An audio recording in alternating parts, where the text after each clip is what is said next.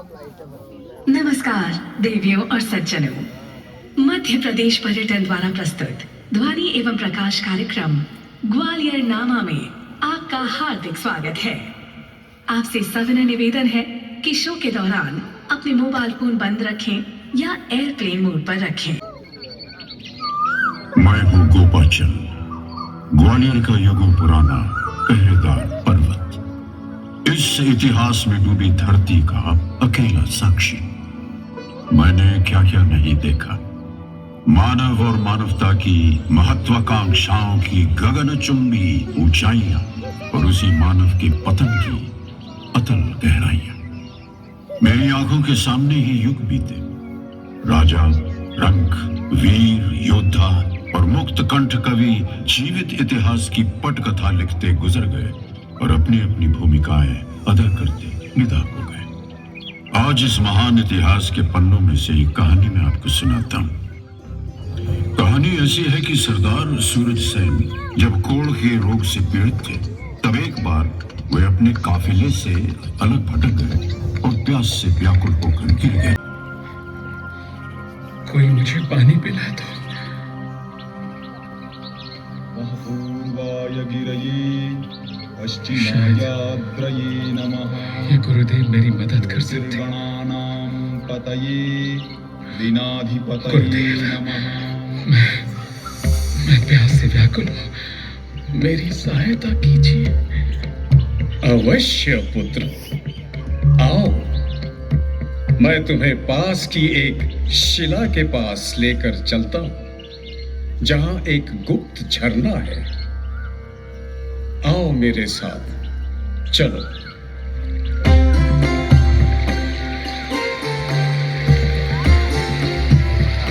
आओ पुत्र, यहां बैठो।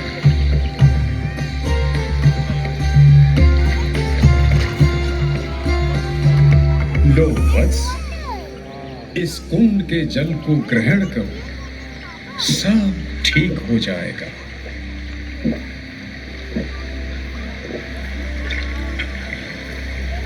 अरे, मैं तो ठीक हो रहा हूं।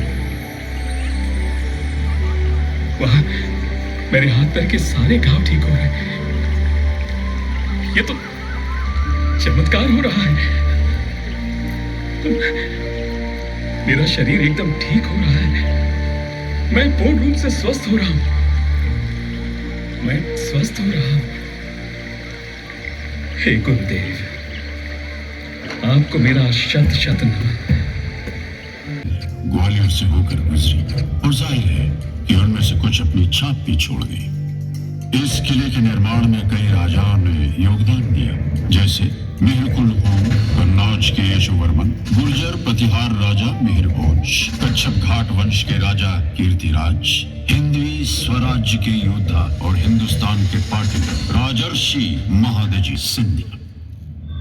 इसी किले ने 11वीं शताब्दी में खूंखार आक्रमणकारी महमूद गजनवी के विनाशकारी आक्रमण तक को रोक दिया था।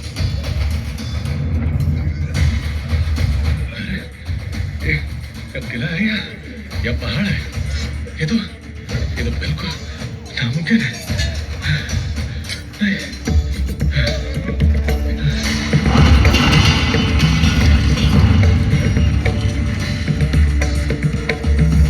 सुल्तानों के सुल्तान जिले सुभानी, हम कच्छप घाट वंश का कुछ नहीं बिगाड़ सकते।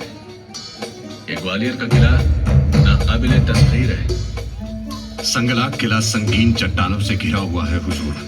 हमारे बेहतरीन से बेहतरीन कमंदबाज भी इसकी दीवारों पर चढ़ने पर नाकाम रहे हैं। तुम उसके सामने अपनी शिकस्त का इकबाल करने की गुस्ताखी कर रहे हो, जिसने सारे हिंदुस्तान को तहस नहस करके रख दिया है। जाओ, कहीं न कहीं इसकी किलाबंदी में कमजोरी की दरार जरूर होगी। जाओ, पता करो और किले पर हमला बोल दो।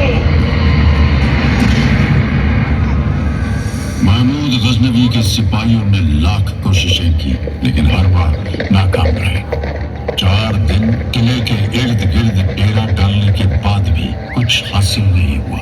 झुंझलाए हुए महमूद गजनवी को पहली बार अपनी फौज को वापस लौटने का हुक्म देना पड़ा।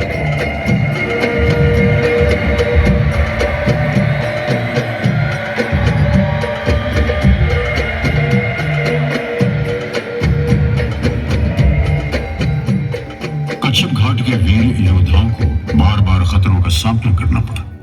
पहले महमूद गौरी और तुर्की फौज, फिर दिल्ली के गुलाम वंश के सुल्तानों से। फिर भी वीर राजपूतों ने आखिरी दम तक लड़ने की ठानी थी। कच्छप घाट के वीर योद्धाओं, समय आ गया है।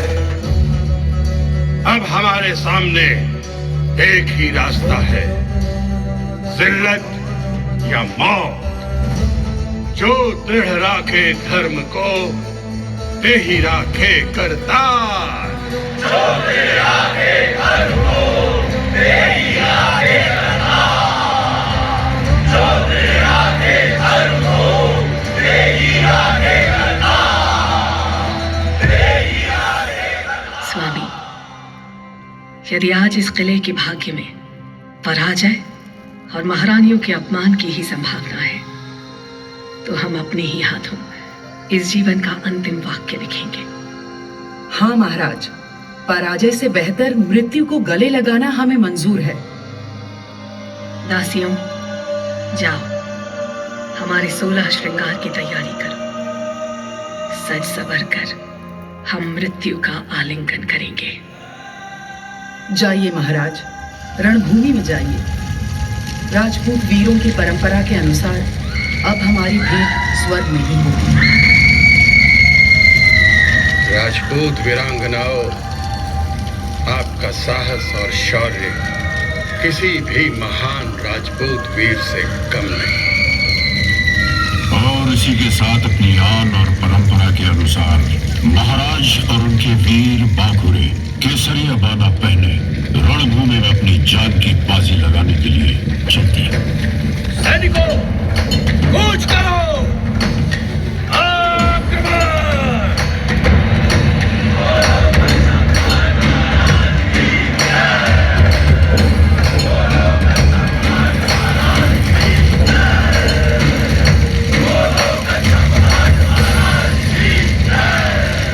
दिल्ली में तख्त ताज पलटते थे तो असर ग्वालियर पर भी पड़ता था। ग्वालियर किला दिल्ली की खिलजी वंश और भाई, हिंदुस्तान में महल तो बहुत है, पर इस जैसा नायाब महल कोई नहीं। अरे ये इतना ऊंचा है कि हवा भी इसकी चोटी तक नहीं पहुंच सकती है। ये देखो, मंदिर का भीतरी हिस्सा कितने अद्भुत रंगों से सजा है। विश्वास नहीं होता। अरे इसमें ये खूबसूरत नक्काशी तो देखो, और जरा इन दीवारों पर लगे रंगों की चमक तो देखो। मेरी तमन्ना है कि मैं जमीन के अंदर बने केसर कुंड की बगल वाले ठंडे कमरे में जाकर देखूं। सुना है वहाँ रानियां सोने के खंभों पर लगे रेशम के झूले में झूलती हैं। राजा मानसिंह तो बस हर नर नारी के दिल और दिमाग में बस गए। लोग आज भी गुजरी सुंदरी, नन्नी और मानसिंह की प्रेम कहानी सुनाते हैं। एक बार जब राजा शिकार पर निकले तो उन्होंने खूंखार जंगली भैंसे से मुठभेड़ करते हुए एक लड़की को देखा। हे भगवान, ये कौन लड़की है जो देवी की तरह भाले चला रही है? कमाल हो गया। देखो देखो देखो, क्या भाला चला है! अरे वाह, क्या बात है! कितनी ताकत है इसमें! कितना तेज कर दिया इस लड़की ने। अरे चुप करो, महाराज आ रहे हैं, सावधान!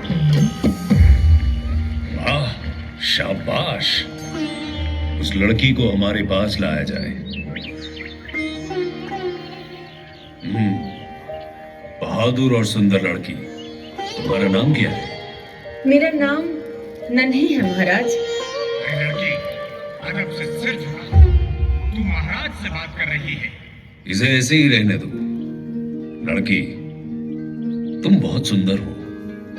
तुम्हारे लिए ये नन्ही नाम ठीक नहीं है। मैं तुम्हारा नाम मृग नयनी रखता हूं, हिरनी सी आंखों वाली लड़की। हम तुम्हारी वीरता से अत्यंत प्रभावित हुए हैं और तुमसे विवाह करना चाहते हैं। ब्याह के लाने मेरी कछु शर्तें हैं। ए मोड़ी, उनका महाराज तो नहीं रह जाने, इनके सामने नजरें झुका के आदर से बात कर। शांत, आप बीच में मत बोलिए। हाँ,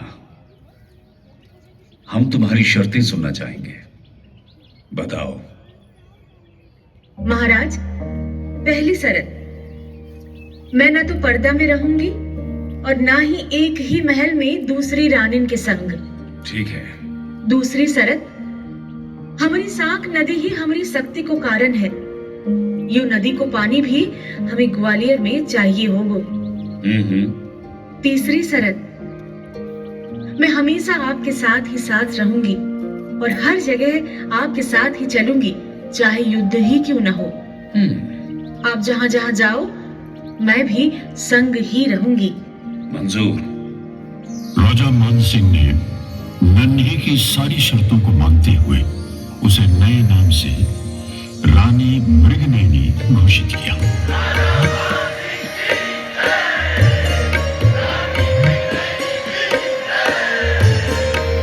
के मैदान में लोधी सेना को शिकस्त दी, फिर आगे बढ़ा और ग्वालियर के किले को फतेह किया।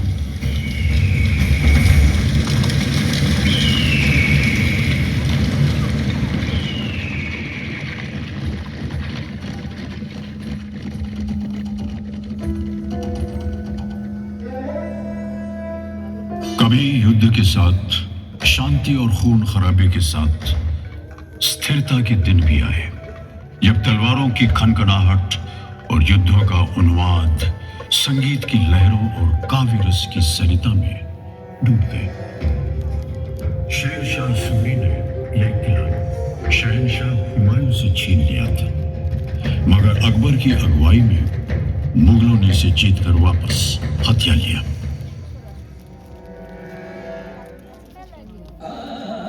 मुगलिया काल में बेहट में विलक्षण प्रतिभा के एक बालक ने जन्म लिया, जिनका नाम था रामतनु पांडे, जो बाद में मियां तानसेन के नाम से प्रसिद्ध हुए।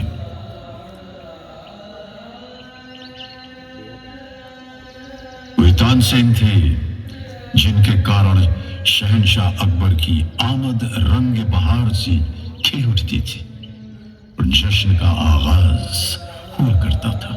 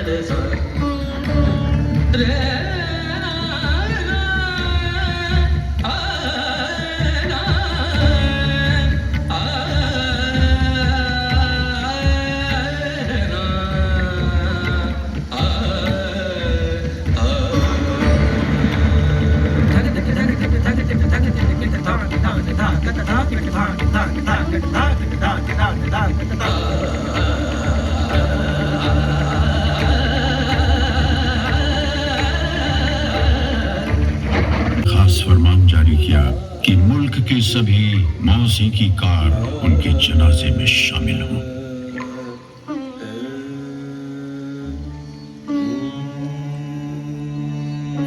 ग्वालियर जब शहंशाह अकबर की सल्तनत का हिस्सा बना, उस दौरान इस किले को एक विशाल कैद खाने के रूप में तब्दील कर दिया गया था। यहाँ से किसी का निकलना मुश्किल था। इस किले से हंसती गाती महकती जिंदगी गायब हो गई। यहाँ विद्रोहियों और राजनैतिक बंदियों को हथकड़ी और बेड़ियों में रखा जाने लगा। वक्त कैसे तेजी से गुजरता है। हमारा ये शानदार किला दुख दर्द की सराय बन गया है। बड़े दुख की बात है कि इसी महल के खूबसूरत सर्द खानों में कभी रानी महारानियां धूप की तपिश से बचकर आराम फरमाया करती थी। आज वही सर्द खाना फांसी खाने में तब्दील हो चुका है। न जाने कितने शाही कैदी इन अंधेरों में डूब गए हैं। नहीं नहीं, मैं नहीं पीऊंगा। रहम करो, मुझ पर जबरदस्ती मत करो। रहम करो, रहम करो, रहम करो, रहम करो। कैसे नहीं पिएगा? पियो। फ्रांसीसी यात्री बर्नियर ने अपने ग्वालियर प्रवास पर शाही कैदियों की दुर्दशा को बयान करते हुए लिखा था कि यहाँ कैदियों को पोस्त पिलाई जाती थी, जिसे अफीम की डोरियों को पानी में भिगोकर बनाया जाता था। इसके असर से कैदी का शरीर धीरे धीरे सूख जाता था। जुल्म के शिकार कैदी अपना दिमाग खो बैठते और धीरे धीरे वे मौत की गोद में सो जाते। एक कैदी ऐसा भी था जो इस किले से जीवित बच निकला। वो और कोई नहीं बल्कि सिखों के गुरु हरगोबिंद सिंह जी थे। सतगुर बंदी छोड़ है, सतगुर बंदी छोड़। मल्लिका नूरजहां के कहने पर शाहजहां जहांगीर ने उनकी रिहाई का फरमान जारी किया था। अरे भाई, सुना कुछ? गुरु ने किले से अकेले यहाँ होकर जाने से इनकार कर दिया है। और शहंशाह ने कहा है कि जितने कैदी गुरु के दामन को पकड़ सकते हैं वो उनके साथ रिहा होकर जा सकते हैं। रात भर सभी लगे रहे। गुरु के दामन के साथ एक एक करके कई झालरें टाँकी गई, लेकिन गुरु का दामन फैलता ही चला गया। इस तरह 52 कैदी उनके साथ रिहा हो गए।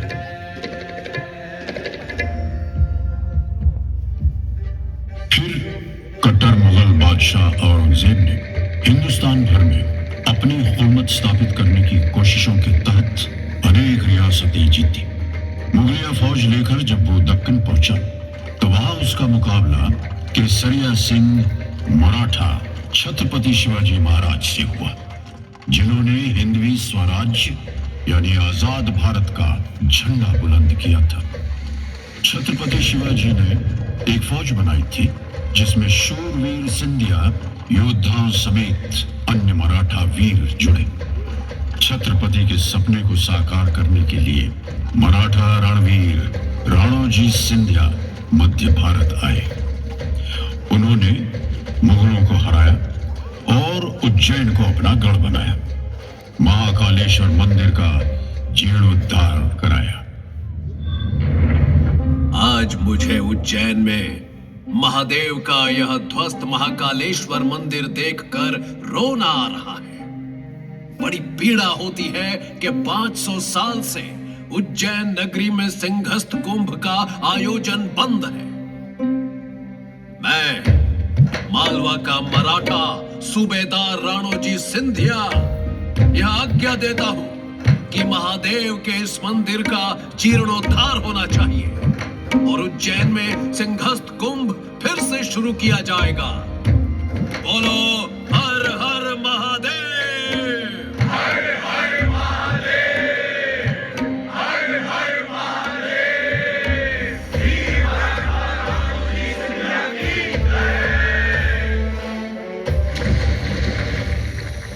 वीर राणोजी के उपरांत उनके पुत्र महादजी सिंधिया ने स्वराज का केसरिया झंडा लेकर 1765 में ग्वालियर, 1771 में दिल्ली और उसके बाद लाहौर और अटक तक का इलाका जीत लिया और समस्त हिंदुस्तान में सिंधिया वंश का नाग निशानी भगवा ध्वज बुलंद किया।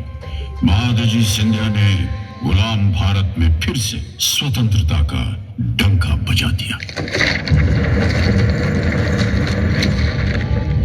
मेरे साथियों, आज सिंधिया फौज ने केसरिया झंडे के नीचे सभी हिंदुस्तानियों को एकत्र कर दिया है। हमने अफगानी सेना को सिंधु नदी के पार खदेड़ दिया है, मुगलों को अपनी शक्ति के अधीन कर लिया है। समस्त भारत में हमारी शक्ति स्थापित हो चुकी है। अब हमें भारत को अंग्रेजों से बचाना है। सिंधिया फौज ने अंग्रेजों को मारवाड़, सिरसी, भेलसा, गोहाद, सारंगपुर, कोलारस, शिवपुरी, इलाहाबाद, बड़गांव आदि स्थानों में पराजित कर दिया है, मगर अंग्रेज फिरंगियों का खतरा अभी टला नहीं है।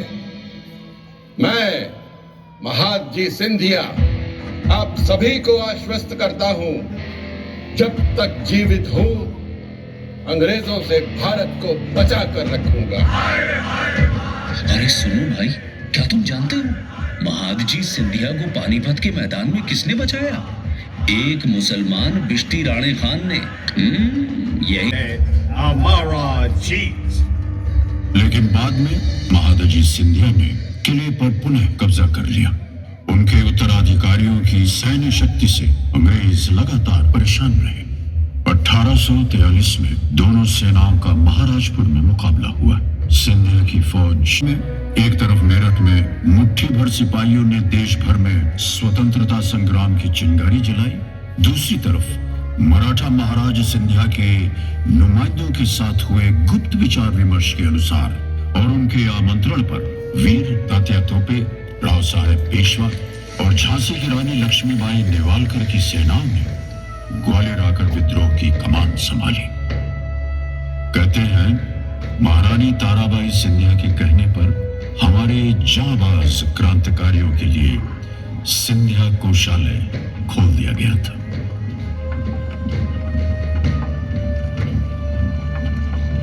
अब अंग्रेजों से खुला युद्ध करना सिंधिया, जिसे अंग्रेज अभी भी शक की निगाहों से देखते थे, उनके लिए आत्महत्या के समान था। इसलिए ग्वालियर के किले को सिंधिया महाराज की सेना ने रानी झांसी को सौंप दिया था। लेकिन जब अंग्रेज शक्ति भारी पड़ रही थी, तब सिंधिया के नुमाइंदों ने रानी को ग्वालियर से सुरक्षित निकलने की सलाह दी। अंग्रेजी सेनाएं लगातार पीछा करती रही और झांसी की रानी लक्ष्मीबाई नेवालकर ने आखिरी दम तक युद्ध करने की ठानी थी। अंग्रेजी सेनाएं लगातार पीछा करती रही। रानी के घोड़े ने जान दे दी। रानी बुरी तरह जख्मी हुई और वीर गति को प्राप्त हुई।